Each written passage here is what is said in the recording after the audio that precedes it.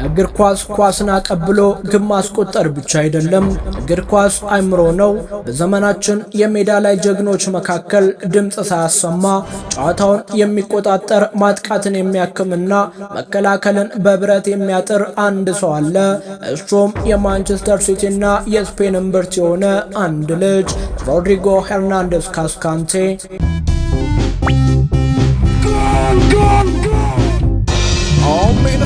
All sport. የሮሪ የእግር ኳስ ጉዞ የጀመረው በዲያጎ ሲሞኔ ጥብቅ ዲሲፕሊን ውስጥ ነበር። በአትሌቲኮ ማድሪድ ያዳበረው የመከላከል ጽናትና የቦታ አጠቃቀም ፖዚሽናል አዌርነስ ወደ ፕሪሚየር ሊግ ሲመጣ ከፍ ያለ የታክቲክ ብስለት እንዲኖሩ አስቻለው። ማንቸስተር ሲቲ ያለ ሮሪ ያለ ሲቲ ፈጽሞ የማይታሰብ ሆነ። ፔፕ ጋርዲዮላ በሜዳ ላይ የዘረጋውን የቲኪታካና የቁጥጥር እግር ኳስ በፍጹም ሰላምና እርጋታ የሚተገብረው የስፔናዊ አማካይ ለውሃ ሰማያዊ ያለቦነ ለሲቲ ታሪካዊውን የመጀመሪያውን የቻምፒዮንስ ሊግ ዋንጫ ያስገኘውን ያቺን ወርቃማ ግብ ከማስቆጠርም በላይ ከስፔን ብሔራዊ ቡድን ጋር ዩሮ 2024ን በበላይነት በማጠናቀቅ እንዲሁም የ2026ቱን ዓለም ዋንጫ ከስፔን ጋር በፍጹም የበላይነት ዋንጫውን ከፍ በማድረግ ማንነቱን ከፍ አደረገ። የዓመቱ የማይበገር አሸናፊ መሆኑንም በሜዳ ላይ ያስመሰከረ ግንባር ቀደም አጥቂዎችና ጎል አስቆጣሪዎች ብቻ የሚፈራረቁበትን የዓለም ታላቁን ሽልማት ባሎንዶር የግሉ በማድረግ ከተከላካይ አማካይነት ቦታ ተነስቶ ይህንን ከፍታ መድረስ እንደሚቻል አሳየ። ይህም ለዘመናዊ እግር ኳስ ትልቅ ታሪክ ነው። ሮሪ በጎል ብዛት ወይም በፍላሽ ስኪል አይደለም የሚታወቀው፣ በጨዋታ ፍሰት ንባብ፣ በሰከነ ውሳኔና በአምበልነት ጭምር ነው። እግር ኳስን በጸጥታና በጥበብ የሚመራው ይህ ተጫዋች ለወደፊት ትውልድ አማካዮች ትልቅ መማሪያ ሆነ። በእግር ኳስ ዓለም ውስጥ ስማቸው የገነነው አብዛኞቹ ከዋክብት በብልጭልጭ ክህሎት ወይም በግሩም ጎሎች ነው። ነገር ግን የሮሪ ታሪክ የተለየ ነው። የእሱ ጉዞ የጀመረው በድምቀት ሳይሆን በትዕግስት በላብና በዲያጎ ሲሞኔ ጥብቅ የውጊያ መስመር ውስጥ ነበር።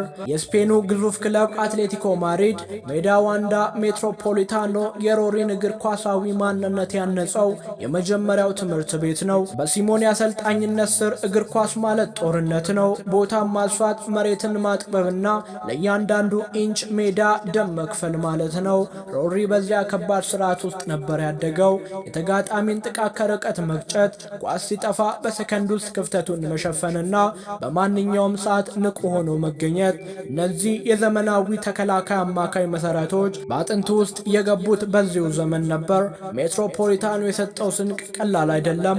የማይበገር የአይምሮ ጥንካሬና ታክቲካዊ ዲሲፕሊን። በሲሞኔ እሳት የፈተነው ወጣት ከጊዜ በኋላ ወደ ማንቸስተር ሲቲ ሲመጣ ታሪክ የሚቀየርበት ትልቁ በር ተከፈተ። በማንቸስተር ሲቲና በስፔን ብሔራዊ ቡድን ታሪኩ የሮሪ ስም በወርቅ ቀለም የሚጻፍባቸው ዓመታት ከፍታ ላይ የደረሱት በዚሁ ምዕራፍ ነበር። በአውሮፓ ቻምፒዮንስ ሊግ ፍጻሜ ጨዋታ ማንቸስተር ሲቲ ከባድ ፉክክር ገጥሞ ሳለ ያቺ ወርቃማና ታሪካዊ ግብ ያስቆጠረው ማን ነበር ካሉ፣ አዎ ሮሪ ከሳጥን ውጭ የሰደዳት ያቺ ድንቅና ኃይለኛ ዓመት ሲቲ የረጅም ጊዜ ህልሙን አሳክቶ ታሪካዊውን የመጀመሪያውን የቻምፒዮንስ ሊግ ዋንጫ እንዲያነሳ ብቸኛው ምክንያት ሆነ። በክለብ ደረጃ የሰራው ይህንን ድንቅ ስኬት በብሔራዊ ቡድን ማስቀጥሎታል።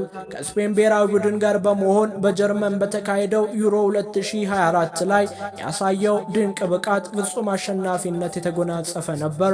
በዚሁም አላበቃም። ውጥረት የሞላበት ታላላቅ ተጫዋቾች የማይበገር ቁራጥነት ለሀገራቸው የሚያሳዩበት ታላቁ መድረክ የ2026 ዓለም ዋንጫ። በዚህ ውድድር ላይም ከአርጀንቲና ጋር በተደረገው የፍጻሜ ጨዋታ ዋንጫውን ተቀናጀ፣ ዋንጫውን ከፍ አደረገ። የውድድሩ ምርጥ ተጫዋች የሚል ማዕረግ አገኘ። ስፔን አውሮፓን እንዲሁም ዓለምን በበላይነት ስትቆጣጠር ሮሪ የሜዳው እምብርትና የውድድሩ ምርጥ ተጫዋች በመሆን ዋንጫውን አንስቷል። በዚህ ወቅት እሱ ባነሳቸው ዋንጫዎችና በሜዳ ላይ ባሳየው የማይናወጥ በላይነት ዓለም አቀፍ የእግር ኳስ ማህበረሰብ ሮሪን እንደ ተራ አማካይ ሳይሆን የዘመኑ እውነተኛ የሜዳ ላይ ንጉሥ አድርጎ ማሳየት ጀመረ። ለበርካታ አስርተ ዓመታት የዓለም ታላቁ ሽልማት ባላንድ ዶር መድረክ የተቆጣጠሩትን ግቦችን የሚያስቆጥሩ ድንቅ ክህሎቶችን የሚያሳዩና ስማቸው የናኛ አጥቂዎች ነበሩ። ተከላካይ አማካዮች በሜዳ ውስጥ ያለ እረፍት ቢለፉም ቡድኑን በጸጥታ ቢሸከሙም ይህንን ከፍታ መድረስ ግን ሁል ጊዜ የማይሞከር ህልም ይመስል ነበር። ነገር ግን ያ ታሪክ ተቀየረ። በዘመናዊ እግር ኳስ ታሪክ ውስጥ የማይረሳው ያ ቀን ደረሰ።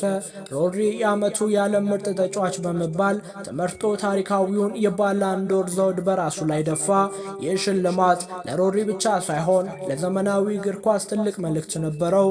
እግር ኳስ ማለት ጎል ማስቆጠር ብቻ ሳይሆን ጨዋታን ማንበብ፣ ቡድንን ማቀናጀት፣ ዲሲፕሊንና መስዋዕትነት መክፈል መሆኑን ዓለም አስመሰከረ። ሮድሪ እንደ ተከላካይ አማካይ ሆኖ ከታላላቅ አጥቂዎች ተፎካክሮ ያንን የወርቅ ኳስ ሲረከብ የእግር ኳስ አእምሮ ከጉልበትና ከብልጭልጭ ክህሎት በላይ ዋጋ እንዳለው በይፋ አረጋገጠ። የሮድሪ ጉዞ ሲጠቃለል የምንረዳው አንድ ቁም ነገር አለ።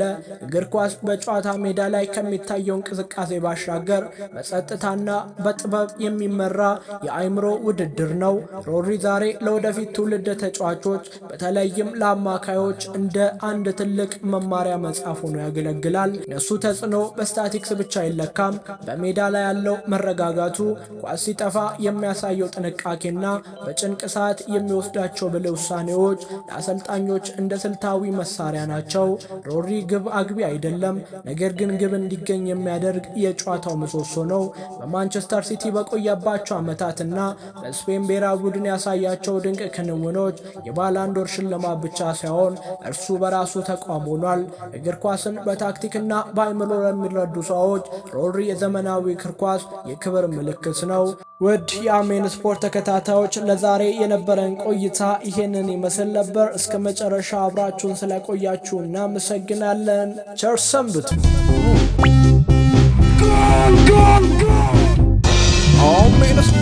አሜን ስፖርት